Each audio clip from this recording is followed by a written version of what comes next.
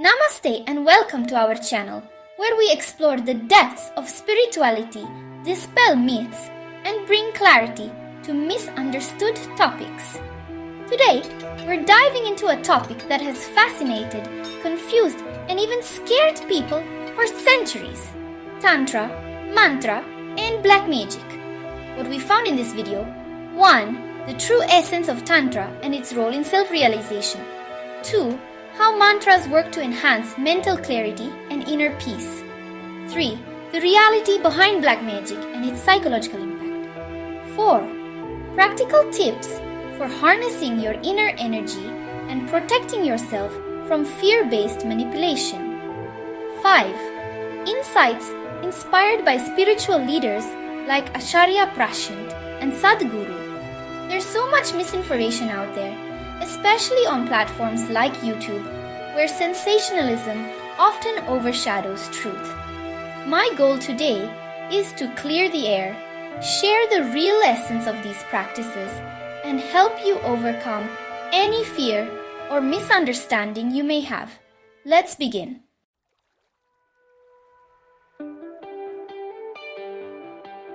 First, let's talk about Tantra. The word Tantra comes from Sanskrit, meaning to weave or to expand. It's a spiritual tradition rooted in Hinduism and Buddhism, dating back thousands of years. Tantra is not about black magic or scary rituals. It's a path to higher consciousness and self-realization. At its core, Tantra is about awakening the Kundalini energy, the dormant spiritual energy located at the base of the spine. This energy rises through the 7 chakras, starting with the Muladhara, root chakra, and Swadhisthana, sacral chakra. The goal is to balance and open these chakras to achieve spiritual enlightenment. Tantra involves practices like meditation, mantra chanting, yoga, and rituals. It's a deep and profound sadhana, spiritual practice that requires discipline, purity, and a genuine desire for growth.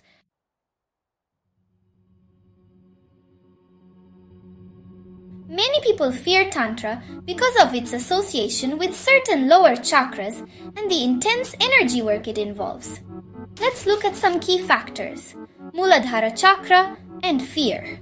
The Muladhara chakra is linked to survival instincts, fear, insecurity, and violence.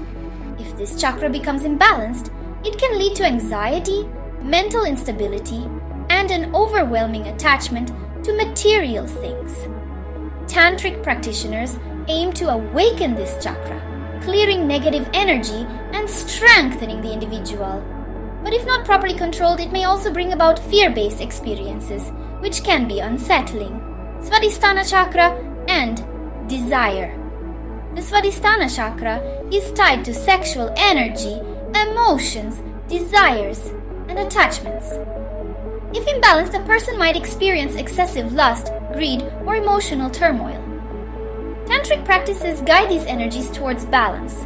Yet there is often a perception that Tantra is synonymous with desire, attachment, or even black magic.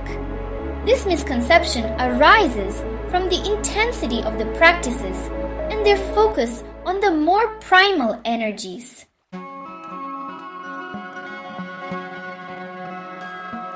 Many people mistakenly associate Tantra with black magic, sorcery, and dangerous rituals.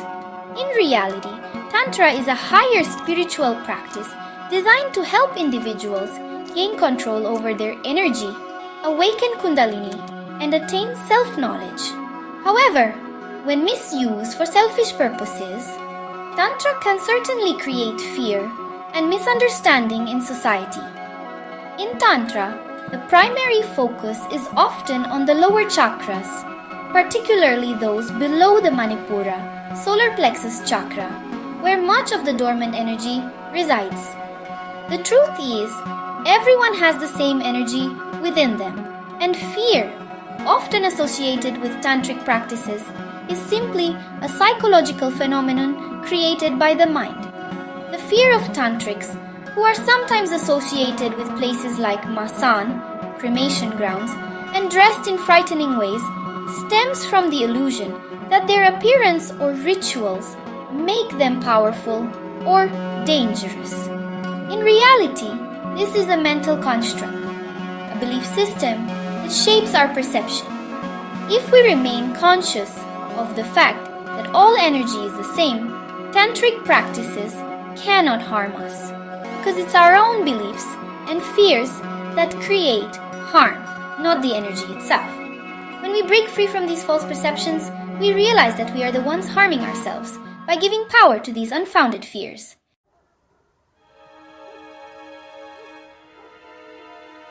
Unfortunately, Tantra has been misrepresented and misused. Today, you'll find so-called Tantrics living in Masan or cremation grounds, wearing skull garlands and performing rituals to scare people. They claim to have supernatural powers and often manipulate others for money. Let me be clear. These people are not real Tantrics. A true Tantric is a seeker of truth, not someone who uses fear and superstition to exploit others. They may claim to have siddhis or spiritual powers, but if they truly had such powers, why would they need to advertise themselves or charge exorbitant fees? The truth is, their power lies in our fear. If you're fearless and believe in your own inner energy, they cannot harm you. Remember, energy flows where attention goes. If you don't give them your fear, they have no power over you. But nowadays, YouTube is flooded with podcasts and videos claiming that they are Tantrics and that they can erase past life blockages, change karmic patterns, or perform black magic. Let's think logically. If someone had the power to change karma or erase past life issues, would they need to promote themselves on social media? Would they need to charge thousands of dollars for courses? These claims are nothing but nonsense designed to manipulate and scare people for views and money. Don't fall for it.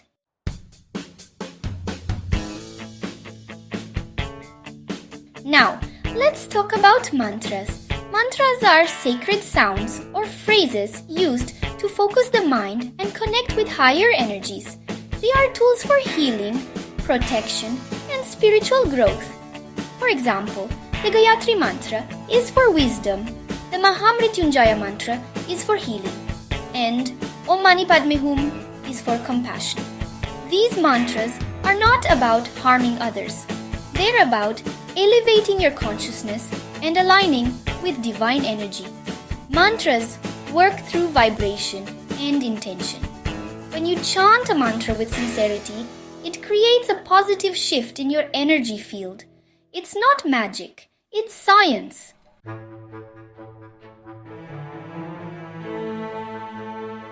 Now, let's address black magic. Black magic is often portrayed as a way to harm or control others using supernatural means. But here's the truth. Black magic is more about psychological manipulation than actual power. Think about it. Why do people use lemons, chilies, eggs, or garlic in black magic rituals? These are just symbols. The real power lies in the fear they instill in you. If you believe in their rituals, your mind will create the effects. But if you're fearless and understand that you have the same energy as them, they cannot harm you. Remember, energy cannot be destroyed. It can only be transformed. So, instead of fearing black magic, focus on strengthening your own energy through meditation, mantras, and positive thinking.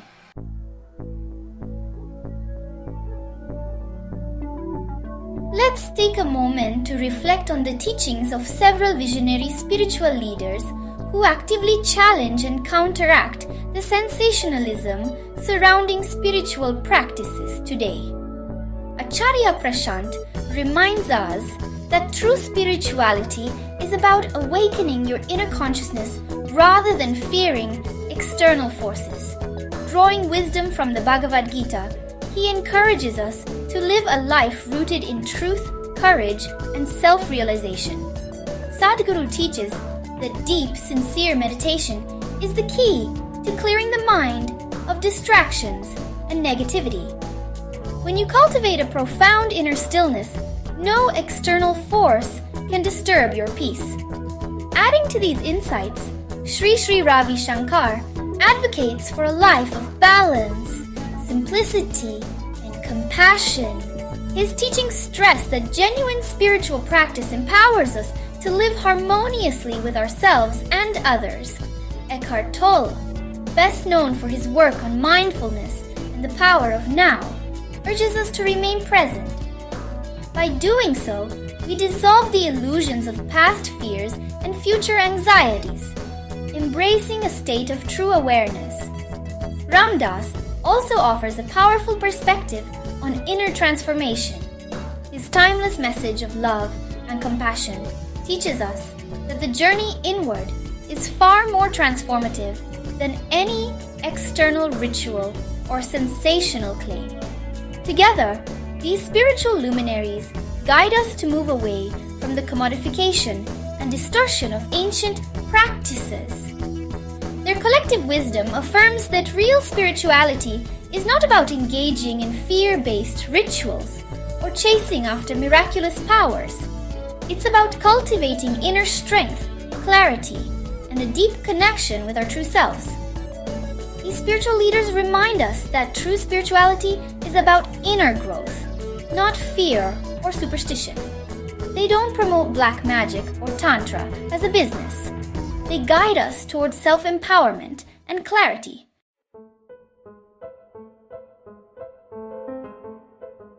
Yogi says it's time to wake up. Tantra and mantras are tools for higher consciousness, not for fear or exploitation. Black magic is just a game of the mind. It has no power over you unless you give it power. Let's stop falling for these scams and sensationalism. Instead, focus on your own spiritual growth. Meditate, chant mantras, and awaken your inner energy. When you do this, no one can harm you or manipulate you. Remember, you are the master of your own energy. Don't let anyone take that power away from you. Conclusion. Tantra, mantras, and even what we call black magic have been clouded by myths and misconceptions. In reality, Tantra is a journey toward higher consciousness and self-realization.